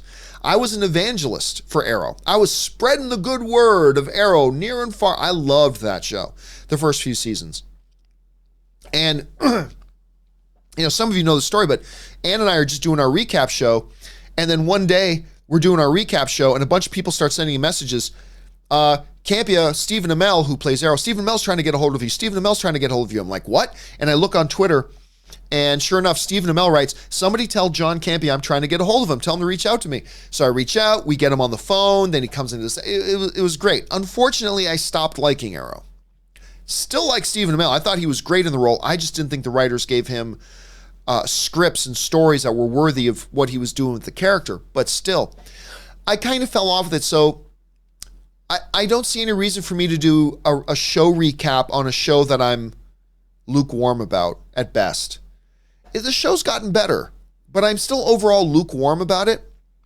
And I don't really want to do a series recap or after shows for shows that I'm not super excited about. And I'm just not super excited about Arrow anymore. I'm super excited about Stephen Amell and what he's going to do with his career. I remain to this day a big Stephen Amell fan. But I just don't think they built a show good enough around him that he deserved. So, probably won't, unfortunately. But thanks for asking about that, man. Let's see. Alia Abdel Gawad writes, curious about your insight/opinion about the Department of Justice informing the Oscars to be careful with the Netflix rules proposals due to antitrust concerns. It's nothing. It's nothing. When you really get down to it, and if you understand the law around it, yeah, does the Academy have to be careful about rule changes to make sure they don't violate existing laws? Yes. But the basic premise of this, an organization has the freedom to make up any qualifying, as long as they're not discriminatory, any qualifying issues that they want. And to say we are a motion picture theatrical company. Netflix is not a theatrical company. They're a television company. And just like historically, any movies made for CBS, any movies made for NBC, any movies made for ABC, those have all been Emmy eligible because they're television. The Oscars, all they have to do is make that case. Is that we have historically said that movies that we celebrate are theatrical movies, boom. And then there's another body that celebrates the television movies, the Emmys. And for them to if they make their rule changes in such a way that makes that clear, it's really a non-issue. I know the headline was sexy and everybody made a big issue out of it, but honestly, as I read it, I'm like, okay, so this is very easy. This is an easy fix. They do have to be careful how they do it and word it. Yeah, for sure. But it's really an easy thing. It's really nothing to it. It's a lot of smoke. It's a lot of smoke and not much fire, to be honest with you. J Meister 25 writes, never thought I would care for a Star Wars film, especially for a major... Let me rephrase that. Never thought I wouldn't care for a Star Wars film, especially for a major episodic release. Marvel has my heart now, and I don't regret that one bit. Be careful, J Meister. That's toxic thinking. And what I mean by that is not toxic thinking saying, I no longer like this. That's fine. That's film fandom. But saying the whole idea of, I like this, therefore I can't like that. That's toxic thinking. This isn't a marriage. It's not monogamy. You don't have to, your heart doesn't only have to belong to one single thing.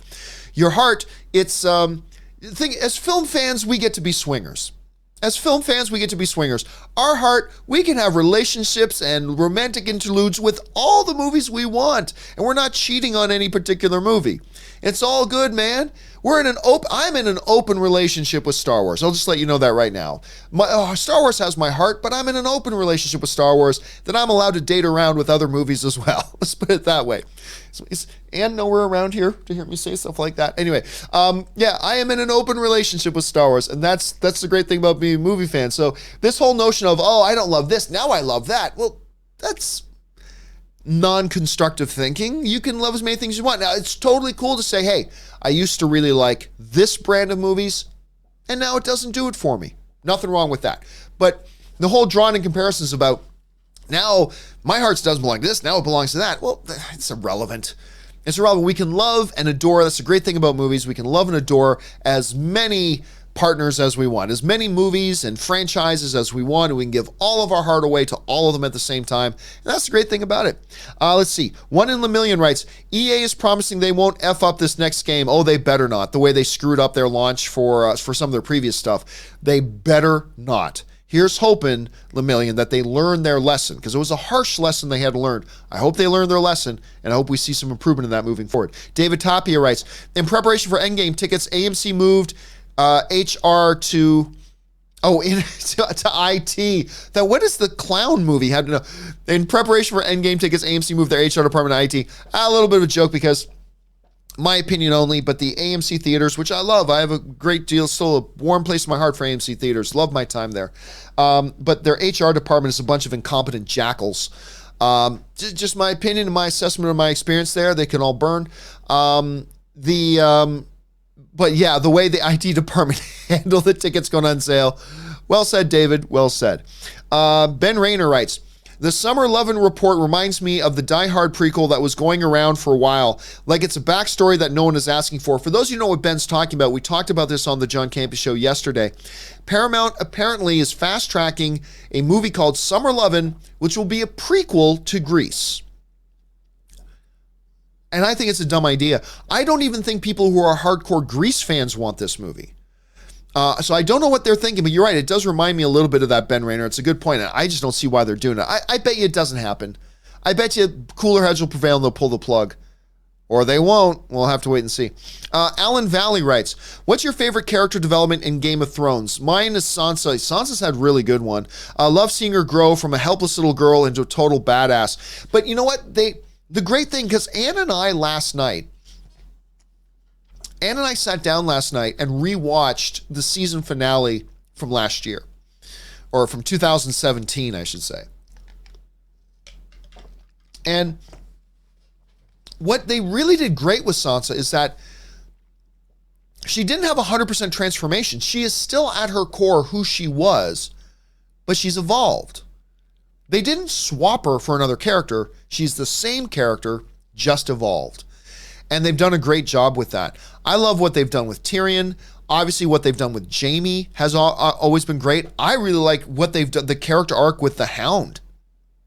God, one of the best moments of that season finale was when the Hound goes face to face with the Mountain and he says, you know who's coming for you. It's like, oh, that was one of the, that was a series or a season finale that was filled with great moments. But one of the best moments was the Hound face to face with the Mountain getting in his face. I love that. It was awesome. But yeah, Sansa is definitely one of the best ones there for sure. And Arya is a great one too. Jon is a great one too. I'm not a big Dany fan, to be honest. I'm not a big fan of Khaleesi. I kind of want to see her get offed a little bit, but who knows? We'll see. Okay. Where are we at here? We're at Mista47 writes, even Hamill is concerned there's slight fatigue for Star Wars. I think there's a 10% chance people that hated The Last Jedi will wait and not see Episode 9 right away. 10% chance? Sure. But there's always that chance. There's always that chance. 100% there's that chance. But I don't believe in fatigue. Fatigue, I think, is an artificial thing. As long as movies are still going strong, then they'll go strong.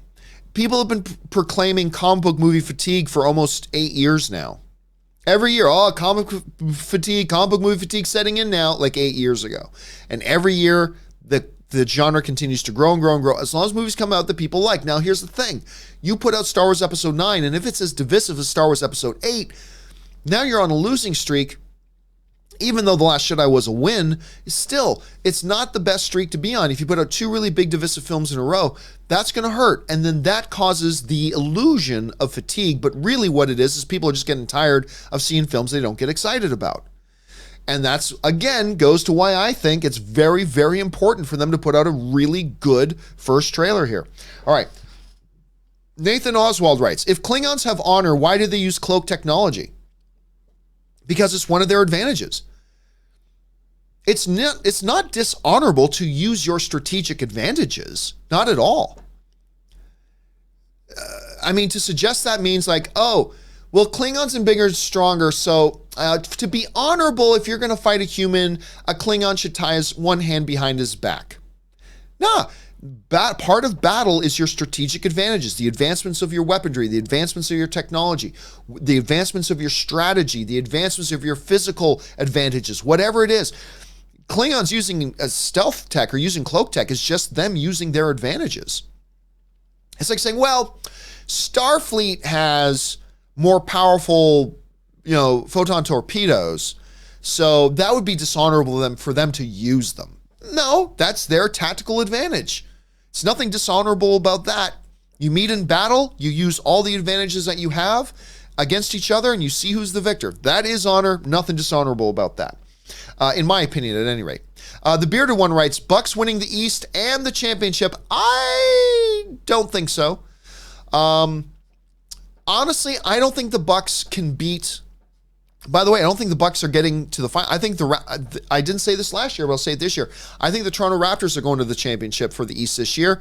And I think either Golden State or Houston wins the NBA championship. I think Golden State or Houston will beat either Toronto or Milwaukee in a 7-game series. So hopefully I'm wrong, but we'll see how that plays out. Luke1234 writes, over under 15%. In the next 4 years, we get a live action Nightmare Before Christmas movie. I'll take the under on that. I'm not going to say 0, but I haven't even smelled anything that even remotely suggested that's anywhere near becoming a reality. So for now, I'll take the under on that.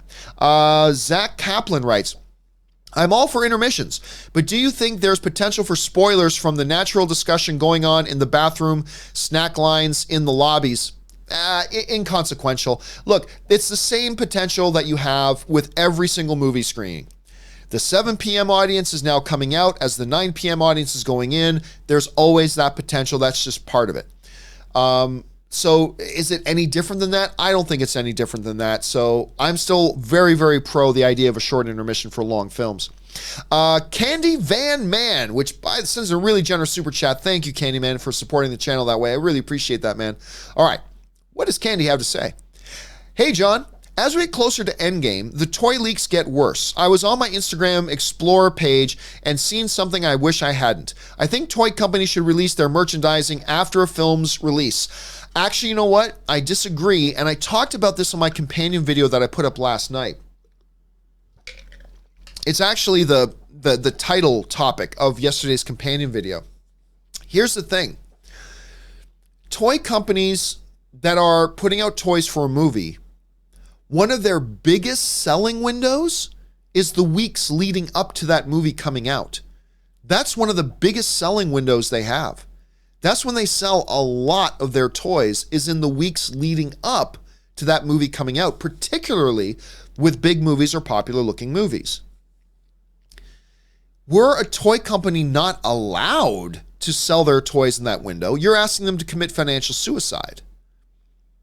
You're asking them to commit financial suicide because that is a big selling window for them. You're asking them just don't do business. You can't ask toy companies to do that. It's not reasonable. Also, keep in mind too, that when a toy company, and full disclosure here, half of my household income comes from Hasbro. Full disclosure, you guys know this. But my wife is a senior person over at Hasbro, so half my household income comes from Hasbro. Still, screw Hasbro for what they did with that Transformers movie, but half of my household income comes from Hasbro. So just full disclosure on that. But my position remains the same. Toy companies need to sell their toys. The couple of weeks leading up to a big movie's release is one of their prime selling windows. You cannot ask them not to sell their toys in that window. You just can't do it. And don't forget that the movie studios approve of each toy that's getting made and when they go on sale. The studios approve it. So it's not like this is just a toy company issue. This is also an issue with the studios. The studios approve it, the toys companies sell them, and they sell when the toys sell. That's important. Does that open up the potential for some spoilers? Yes. Yeah, it does. It's unfortunate, but it's true. It's also rare. It's rare. It doesn't happen often.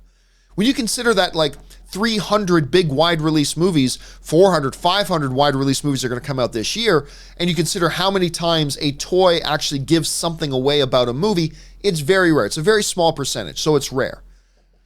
It puts an additional onus on us as fans not to share such material. For instance, there is a particular Avengers Endgame toy that kind of gave something away. The only reason I know about it is because some well-meaning person tagged me on it on Instagram. And I'm like, dude, look, they meant well. They only thought, hey, I want to share this with Camp. I get it. Their intentions were totally good. If you're the person who did it and you're watching, I know your intentions were good. You and I got no beef. It's all good. But you got to think. You know, it's actually yesterday on the John Campea Show yesterday, somebody put in a super chat, and fortunately I caught it just before I started the show, that kind of gave away one of the spoilers in the toys, and I had to delete the super chat. So there is also an onus on us as fans to make sure that if something like that does come out, that we don't propagate it, that we don't spread it around, that we don't share it with other people and tag them on it when they're unsuspecting of what they're about to see, even though I know it was totally unintentional. So yeah, I mean, the reality is it's not often a problem. It's very rarely a problem. But the answer is not to say to toy companies, you can't do business in your biggest window of doing business. Because at that point, the toy companies are going to say, well, then if we can't sell these toys in the weeks leading up to that movie coming out, we might as well not even make the toys. And we might as well just shut down shop. Because that's when a large percentage of our toys are sold. We got to sell in that window. So it is a problem. It is a problem. All I would suggest is it's not as big of a problem. I know it feels like a big problem right now because Endgame's coming out, but really in the grand scope of an entire year of films, it's only a problem a very small percentage of the time. And if the answer is toy companies shouldn't sell toys in that window, that's not a reasonable request because that's when they do too much business. So what's the answer? I'm not sure. But I think a part of it is, like I said, we as film fans got to take a greater onus on ourselves to make sure we don't spread that stuff around and we don't propagate it when it does come out. It's not the total answer, but it's got to be part of the solution. Anyway, well thought out question, Candy. Thanks for sending that in, man. All right. Nathan Oswald writes, I've given you no word to keep, Admiral. In my judgment, you simply have no alternative. Again, probably a movie I've seen 1,000 times. It's not ringing a bell with me right now, Nathan. Murray Reich writes, when I saw you randomly taking out your guitar, I thought you were going to play a commercial for Nationwide. Please do me a favor and play the song. Well, no, I'm not going to do that. I've had people before say, John, I'll make a donation to something, and they sent me a receipt of the donation they made. I'll make this donation to this charity if you pull out your guitar and sing, you know, the Johnny Cash song that they used in Logan. Or if you'll do this. So I'll do it once in a while, but not just on any simple request. No. And I've never played Nationwide, so I don't know what that is. Okay. Murray follows up with, we're getting into the window of time that it will be a month before Aladdin comes out. I think we need another full-length trailer to give us more oomph. I think they're probably planning on that. My guess is we'll probably get another one. I'm guessing maybe like a week before the movie comes out. I think they'll probably have one more trailer as part of one big final push, but it's hard to get attention on anything right now with Endgame fast approaching, with Star Wars is about to drop their trailer this week. It's tough to get, so I got a feeling we will get another one. My guess, no insider information here at all, I'm just guessing. My guess will be like the week before Aladdin comes out. Just Plain Steve writes, should we really care if box office records are broken? Endgame doesn't have to make $2.5 billion to be a financial success. Oh no, not at all. Call me a pessimist, but aren't we really just celebrating the rich getting richer? Here's the thing, Just Plain Steve, and I've talked about this. I've talked about this a few times. First of all, Endgame can make $1.7 billion, way under what people think, and it's still a massive success. All right, let's be clear about that. Some people go, oh, why did it fail? Ugh. This movie could make $1.6, $1.7, $1.8 billion, and it is make no mistake about it, it will be one of the biggest box office movies of all time. It'll be a massive success. It does not need to make $2.5 billion. Doesn't need to do that. But here's the thing, Steve. I've explained this a few times. I will often get people ask me, John, why, you talk about box office a lot, why does it matter to us how much money a studio makes? And the point I try to make is that box office to me tells us a lot of different things. The least important of which is how much money the studio made. That's not the important part. What box office tells me is how good of a job did the marketing do? Because when a movie has a huge opening weekend, that tells us some things about the marketing. What worked with the audience? What didn't work with the audience? What really struck a bell? What got the audience motivated to go out and see it opening weekend? None of which has anything to do with money. It's just that is fascinating to me, that what worked in motivating the audience to want to come out and see your product. That's fascinating. And I think that is worthy of us as film fans talking about. When we look at the overall box office of a film, it's not about, well, how big of a check did Bob Iger get to cash because of Endgame? That's not the interesting thing. The interesting thing to me is it tells us how motivated and how good word of mouth of a movie was, that people went back again and again and brought more people. And then that gets us, okay, what is it about this movie then that kept bringing people back in? What is it about this movie that appealed to us on that huge successful level? And all these are the things to me that makes box office discussions absolutely vital, important, and fascinating to have, and none of it has to do ultimately with the money that it made. The money that it made tells us a lot of different things, the least important of which is the dollar figure. It's just that dollar figure tells us a whole bunch of other stuff to make us look at and analyze. It tells us about what is bringing out the audience right now. What is the audience looking for in their movies right now? What things in movies are appealing and striking a chord with audience members? How is marketing working? What traits do they use in their marketing that failed to bring out the audience? What traits did they use in their marketing that succeeded in bringing out the audience that we look forward? The least important thing and the least interesting thing to me about box office is the dollar figure. It's all the implied messages that come from that, though, that I believe are fascinating to talk about, and why I believe it is important when we're analyzing how well a movie did. So I agree, Just Plain Steve. It's not about celebrating the rich getting richer. It's not that at all. It's about taking a look at, my God, there's so much information here. There's so much data. Endgame comes out, makes $280 million opening weekend, and makes $2.4 billion at the box office. There's a ton of information within that, the least important of which is the dollar figures, but it's all that other data that comes along with us that we get to then get down with and get dirty with and analyze and dig through and look at. That's the exciting stuff to me. And that's why box office numbers are important to me and why I think they're that great. So anyway, on the surface, Steve, I agree. It's not about celebrating the rich getting richer. It's about all the different things that come along with that information that we can get into and analyze. And that's what's exciting to me. Anyway, thanks for that message, Just Plain Steve. All right. The Bearded One writes, over under 15%, LeBron makes the like Mike remook. Do you mean remake?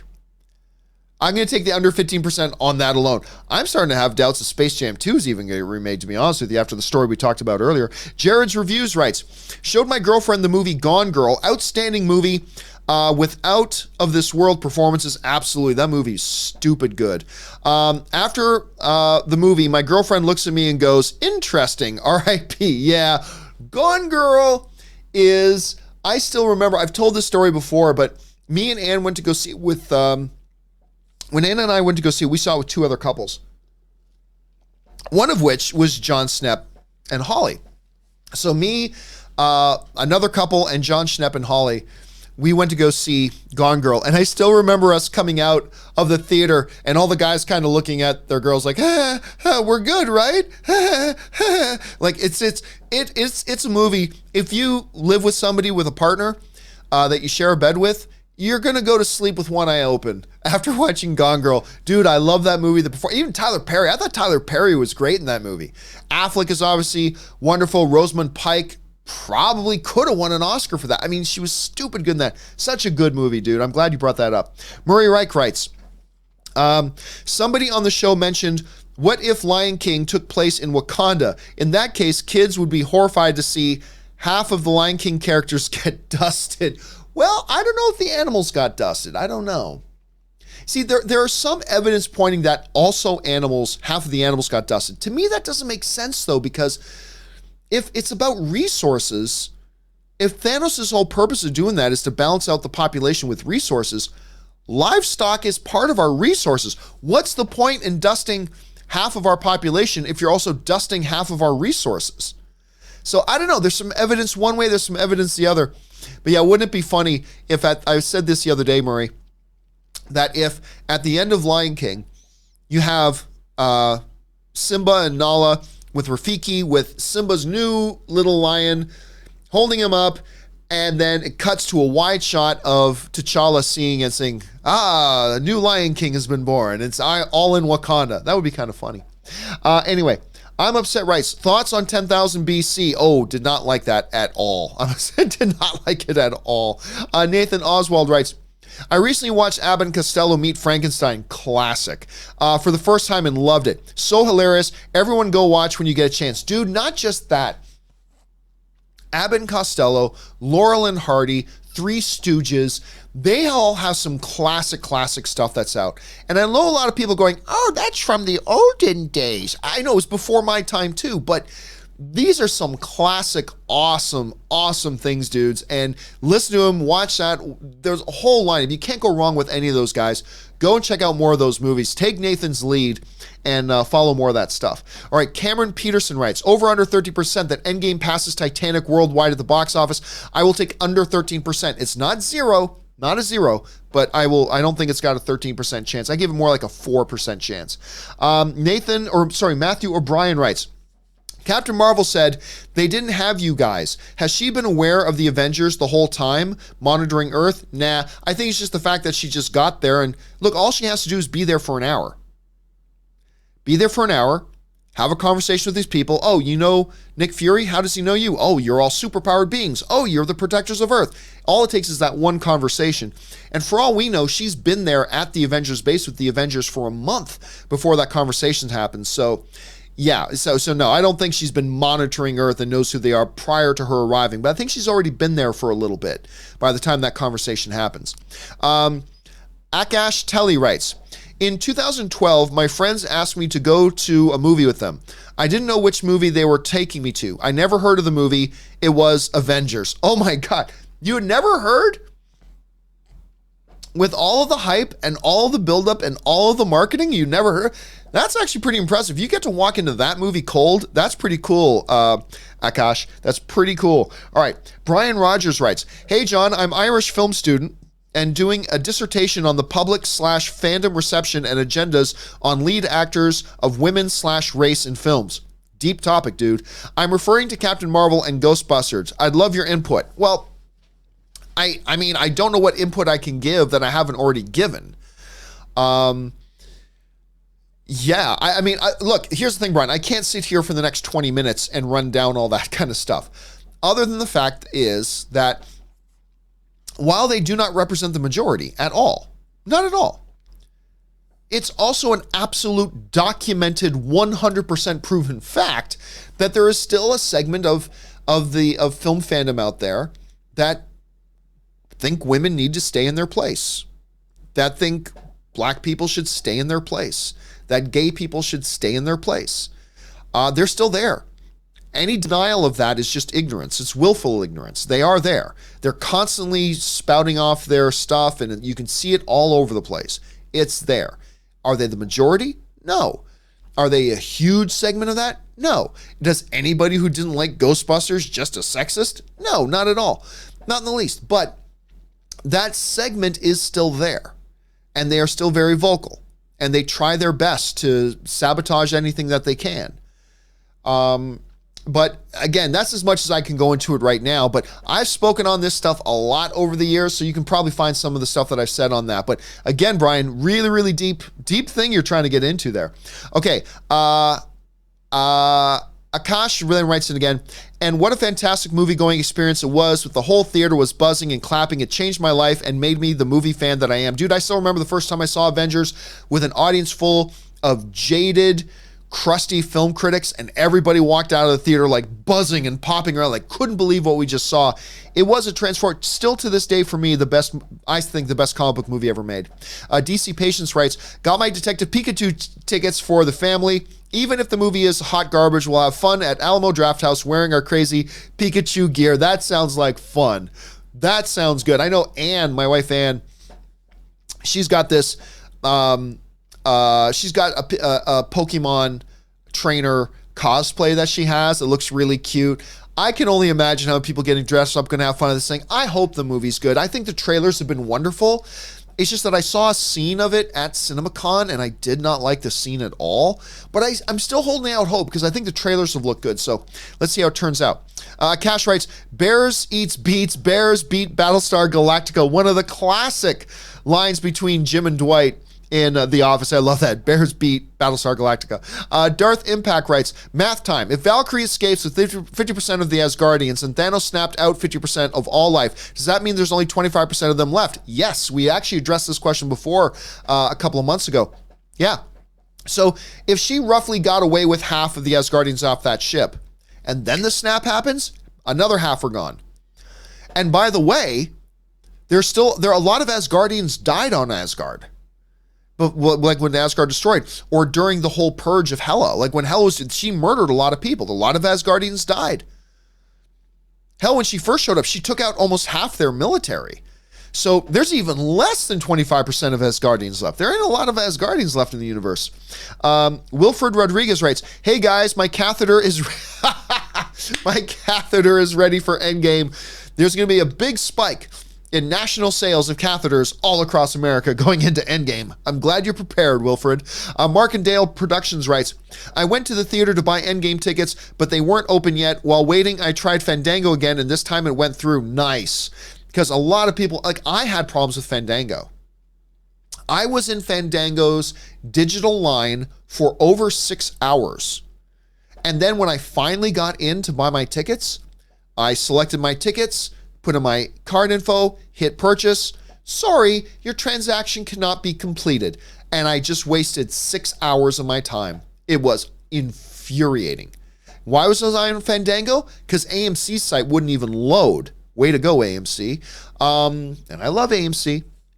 But yeah, it was, I'm glad you got your stuff made high because a lot of people had problems. All right, we've gone over time. Just a couple more quick ones here, guys. Let's see here. Kevin Lewis writes, Thanos, I respect you, Stark. Iron Man, you know me? Thanos, you're not the only one cursed with knowledge. Thanos knows Iron Man takes the kill shot in Endgame. Again, we've talked about this a few times, Kevin. Thanos knows all the Avengers. He knows who all of them are. Because when he sends Loki in the first Avengers movie to invade Earth and conquer Earth, at the end of that movie, his little guy, Thanos' little right-hand man, comes to Thanos and says, the Earth's defenders are mighty. To challenge them is to court death. And Thanos turns and smiles. So at that moment, Thanos knew who the Avengers were. Like any coach going into a game against an opposing team, you do your research. You study the tape, if you will. I guarantee you, knowing that there were Infinity Stones on Earth, Thanos knew everything about who the Avengers were before Infinity War ever started. He knows exactly who Thor is. He knows exactly who Captain America is. He knows exactly who and what the Hulk is. He knows exactly who Iron Man was. He knows who all of them were. Who were these heroes that stopped my invasion before? And he studied the tape. He did his research. He did his reconnaissance. He knew everything about all of them. So him knowing about Iron Man was only because he was standing there talking to Iron Man. He knew who all of them were. I guarantee you he knew who all of them were, 100%. Mason Wright writes, R.I.P. John's voice, curse you, ketchup and eggs. Yeah, you can tell my voice is starting to go a little bit here as well. Zachary Buckler writes, I haven't agreed with most of John's picks on best movie, worst movie, but I'm 100% with you on this week's about friendship and loyalty. Hashtag, where are the tissues? Hashtag real crime time. So on this week's episode of Best Movie, Worst Movie podcast, we talked about the best and worst of the 90s romantic comedies. And I'm not going to reveal here what my pick was for the best, but it's all based on friendship and loyalty that causes cry time. My voice is going, that causes cry time. That's what so Zachary, I'm glad you appreciated that, my man. And again, guys, go check out our podcast. I think it's really great. All right. Last question of the day will come to us from Rannick and everybody from Ike Moore, Patrick Conway, all the way down. Everybody else who has questions outstanding, do not worry. I'm going to do a companion video later today, and I'm going to get to all of your questions that you sent in. They will be answered in a video today. Keep your eyes open for that. Okay, so the final one we're going to get to right now, because we're well over time, comes to us from Rannick, who writes, good morning, guys. Have you seen the Entertainment Weekly Avengers Full Cast Roundtable on YouTube? I saw the video, but I didn't watch it yet. Fantastic. I believe the reason this all worked was the commitment these people made and they brought into this vision. I think actors have less to do with it than all the other people behind the camera, to be honest with you. Robert raises a great point. An actor will work on a movie for 2 months. A cinematographer may work on a movie for a year. A director will work on a movie for 3 years. A screenwriter will work on that movie for maybe 5 years. And there are tons of people behind the camera who put in a lot more work on a movie than the actors. But we know the actors, so we get excited about the actors. I get that too. I am dying to watch that, and I put it on my watch later list so I can watch it this afternoon. I'm really looking forward to watching that because I love seeing these roundtables. You know what I loved? One of my favorite things on the Avengers Infinity War movie was the special feature of the Directors Roundtable, where you had all the different directors from the MCU movies, including the Russo brothers, Joss Whedon, and so on, doing the roundtable. I love that stuff. I love these roundtable discussion things. I cannot wait to watch it. Thank you, Rannick, for putting that on people's radars, getting people excited. I can't wait to watch it. Like I said, I got it queued up on my watch later list. Can't wait to watch it. Okay, guys, that will do it for today's installment of the John Campea Show. Thank you so much for being here and being a part of this, guys. Hey, listen, just let me plug my Patreon campaign here quick, guys. Listen, if you are somebody who enjoys watching the videos on this channel, do me a favor. Go on over and check out www.patreon.com/John Campea. There you'll get all the information about what it means to be a Patreon supporter, how being a Patreon supporter keeps this channel on the air, and also a couple of little perks you get for being a Patreon supporter. Then maybe you'll want to become a Patreon supporter too. If you do, that is awesome. And if not, no problem. I'm just glad you're here being a film fan with us. All right, guys, that will do it for me for now. My name's John Campea. Thanks for being here. And until tomorrow, bye-bye.